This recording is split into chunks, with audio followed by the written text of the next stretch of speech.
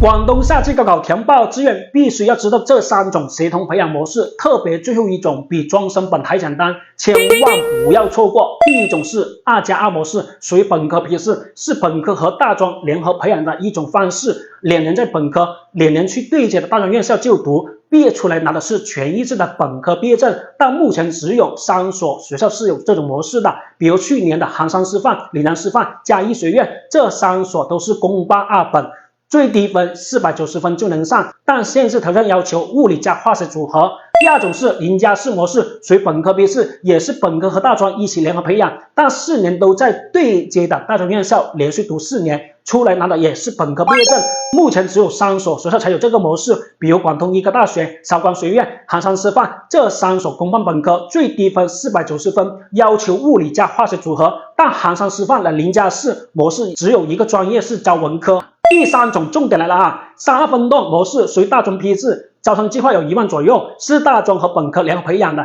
意思3年在大专，后2年在本科，中间有个本科总段考试，这比以后专升本要直接一点，简单一些，但必须要清楚这3种的对接方式：公办大专对接公办本科，公办大专对接民办本科，民办大专对接民办本科啊，以免一些家庭经济负担不起填错了，避免承受高昂的学费，那就麻烦了啊。那么最低分是多少呢？去年物理类最低分是369分，历史类绝对是爆冷门，去年最低是211分。这还是公办医护类大专对接民办本科，专业还是热门的护理学专业。最后毕业不单有大专毕业证，还有本科毕业证，要切记了啊！最后再多说一句，想报大专的3分段，如果你在小高考给录取了，就不能报这个32分段了，毕竟人家是专科批次，只能报本科批次了。更多升学问题，关注徐老师升学不迷路。